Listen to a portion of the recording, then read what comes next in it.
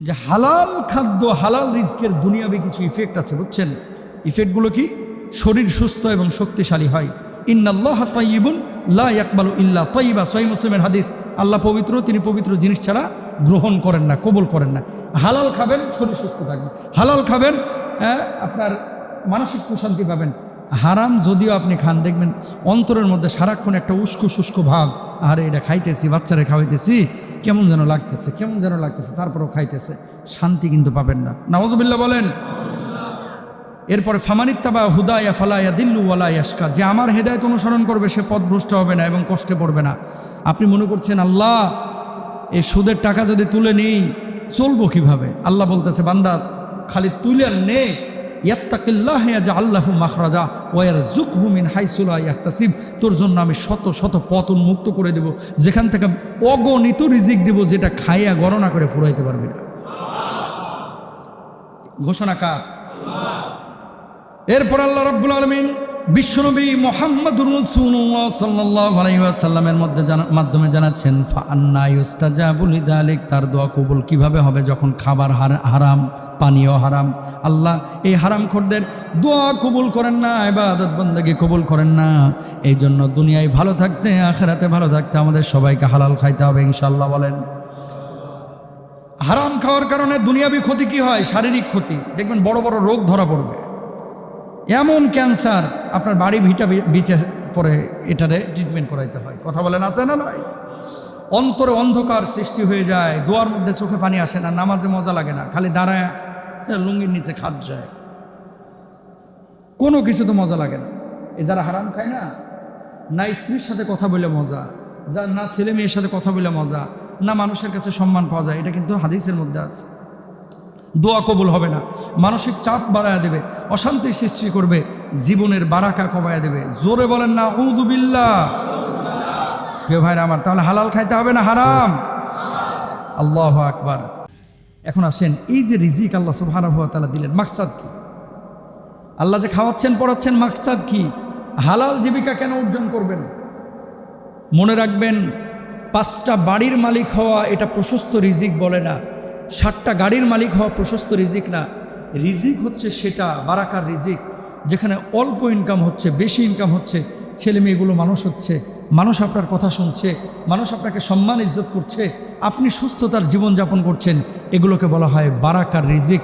অনেক আগে বলেছিলাম, কামাইলেন 5 লাখ, ডাক্তারের পেছনে ঘুরতে ঘুরতে 4 লাখ শেষ, আছে 1 লাখ, এটা নিয়েও টানাটানি। কামাইলেন 20,000, ডাক্তারের কাছে কবে গেছেন ভুলে গেছেন, এটা হচ্ছে বারাকার জীবন। সুবহানাল্লাহ। এবার আপনি বলেন 5 লাখ চান নাকি মধ্যমপন্থী অল্প হোক কিন্তু আমার যেটা প্রয়োজন এটা চান? আপনি অবশ্যই বলবেন জ্ঞানী হলে যে হুজুর অল্প হোক কিন্তু বারাকার রিজিক চাই, ঠিক কিনা? এবার আসেন নবীজি সাল্লাল্লাহু আলাইহি ওয়াসাল্লাম কি বলছেন, আল্লাহ তাআলা কি বলছেন? যতদিন পর্যন্ত একজন মানুষ হালাল রিজকে থাকবে, জীবিকায় থাকবে, সে মানুষটা পৃথিবীর সুখ শান্তি পাবে। যখন হারাম চলে আসবে, আপনি যত বড় পয়সাওয়ালা হন না কেন, পৃথিবীটা আপনার জন্য দুর্বিষহ হয়ে উঠবে, ছেলে মেয়েগুলো নষ্ট হবে, বউ কথা শুনবে না, আশপাশের মানুষ সম্মান ইজ্জত দেবে না, দূর থেকে তাকায় বলবে ওই যে যাচ্ছে সুদখোর হাইটা, ওই যে যাচ্ছে ঘুষখোর হাইটা, ওই যে যাচ্ছে, আমার ছেলের চাকরি দিবে বলে 14 লাখ নিয়েছিল, বদমাশি এখনো টাকা ফেরত দিল না। এরকম বলবে কি বলবে না বলেন? আর যদি ভালো মানুষ হন তাহলে মানুষজন আপনাকে কি করবে? সম্মান ইজ্জত দেবে। তো সম্মান ইজ্জত এটাও আল্লাহর পক্ষ থেকে ইশারা, এটাও রিজকের অংশ। সুবহানাল্লাহ বলেন। কি বলছেন আল্লাহ রাব্বুল আলামিন? রাব্বুল আলামিন বলছেন, ইয়া আইয়ুহাল্লাযীনা আমানু কুলু মিন তাইয়্যিবাতি মা রাযাকনাকুম ওয়াশকুরু লিল্লাহি ইন কুনতুম ইয়্যাহু তা'বুদুন। ও মুমিনগণ, যে রিজিক আমি আল্লাহ রাব্বুল আলামিন তোমাদেরকে দিয়েছি সেখান থেকে তোমরা আহার করো, আল্লাহর প্রতি কৃতজ্ঞতা প্রকাশ করো, শুকরিয়া আদায় করো। যদি তোমরা কেবল তারই ইবাদত করো, আল্লাহ রাব্বুল আলামিন নিজে বললেন পবিত্র রিজিক আহার করো, আল্লাহ রাব্বুল আলামিনের প্রতি কৃতজ্ঞ হও। ইন শাকারতুম লাযিদান্নাকুম ওয়া লা ইন কাফারতুম ইন্না আযাবি লাশাদীদ, রিজিক আমি বাড়ায়া দেব। আর যদি কৃতজ্ঞ না হও, আমি আল্লাহ রাব্বুল আলামিন প্রদত্ত রিজিক আর নিয়ামতকে ছিনিয়ে নিব, ঠিক কিনা? ইন্নাল্লাহা তাইয়্যিবুন লা ইয়াকবালু ইল্লা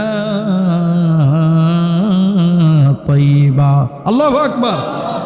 আল্লাহ পবিত্র, তিনি পবিত্র জিনিস ছাড়া কবুল করেন না। এখন যার শরীরটা হারাম দিয়ে গঠিত, তার নামাজ কবুল হবে না, তার ইবাদত কবুল হবে না। কবর তাকে অভিশাপ করে যে তুই আমার ভিতর আসিস না, আমি তোকে শান্তিতে থাকতে দিব না। চাইলেই তো আপনি পারবেন না, মানুষজন ঠিকই আপনারা ঢুকায় দিয়ে আসবে। কথা বলেন ঠিক কেনা ভাইরা? আবার এই জন্য কুল্লু জাসাদিন নাবাতা মিন সুহতিন ফান্নারু আউলা বিহা, যে দেহ হারাম উপার্জন থেকে গঠিত তার জন্য আগুনই বেশি উপযুক্ত। হালাল উপার্জন এটা জরুরি ইবাদত কবুলের জন্য, কোনো দোয়া কবুল হবে না হালাল উপার্জন ছাড়া। আল্লাহ রাব্বুল আলামিন বিশ্বনবী মুহাম্মদুর রাসূলুল্লাহ সাল্লাল্লাহু আলাইহি ওয়াসাল্লামের মাধ্যমে আমাদেরকে জানিয়ে দিয়েছেন, এই জন্য হালাল উপার্জন করতে হবে ইবাদত কবুলের জন্য, দোয়া কবুলের জন্য।